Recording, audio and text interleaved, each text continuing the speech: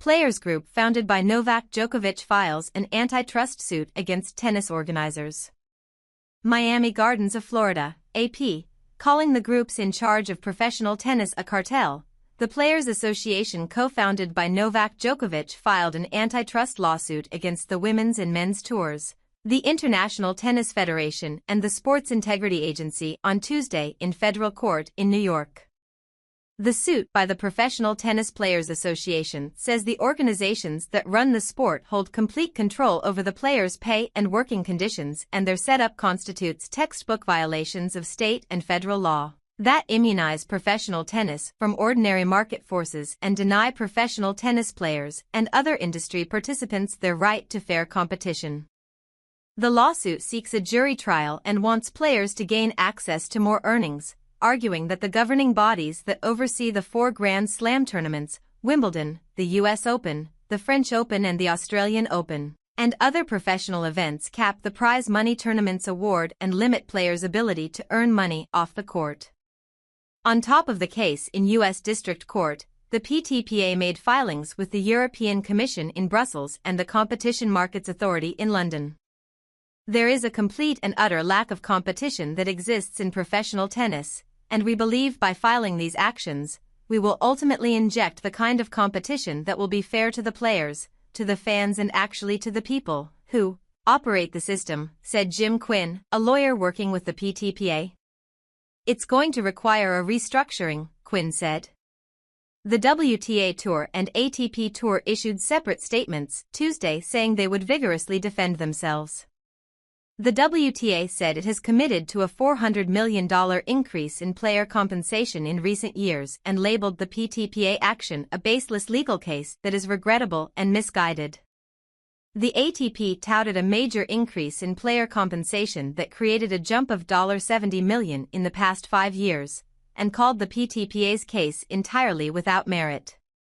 The PTPA has consistently chosen division and distraction through misinformation over progress, the ATP's statement said. 5 years on from its inception in 2020, the PTPA has struggled to establish a meaningful role in tennis, making its decision to pursue legal action at this juncture unsurprising. The International Tennis Integrity Agency, which investigates and adjudicates doping and corruption, said it noted the PTPA's action but did not offer any direct reaction to the case itself. A spokesman said the ITF will take the appropriate time to consider our response. The PTPA was founded by 24-time Grand Slam champion Djokovic and Vasek Pospisil in August 2020, aiming to offer representation for players who are independent contractors in a largely individual sport. One of the goals made clear along the way was to become a sort of full-fledged union that negotiates collective bargaining agreements like those that exist in team sports. Beyond just the economics, we see, player welfare is completely disregarded in everything, from the tour schedule to anti-competitive practices, to abusing our rights around name, image, likeness, Pospisil said. He is one of the players listed as a plaintiff, Djokovic is not. Players whose names are attached to the U.S. lawsuit include 2022 Wimbledon runner-up Nick Kyrgios, Sorana Cîrstea, Varvara Gracheva, Riley Opelka, Tennis Sandgren and Nicole Mellicher-Martinez. PTPA Executive Director Ahmad Nasser said Djokovic is certainly very involved, very up to speed.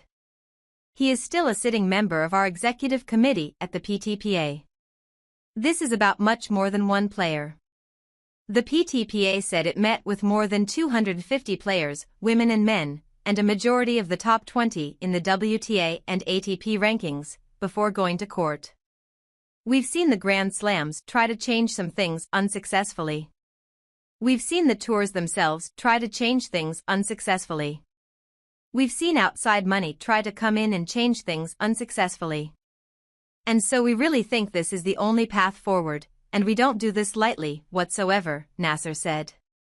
But we think it was necessary, because the players really do demand to be heard, to have their issues taken seriously, to address these structural issues that plague tennis and really choke it as an international sport, and to create a system that brings balance and equality and fairness to really the entire business of tennis. Howard Fendrich has been the AP's tennis writer since 2002. Find his stories here, https://apnews.com/author/Howard-Fendrich. More AP Tennis, https://apnews.com/hub/tennis. Howard Fendrich, The Associated Press.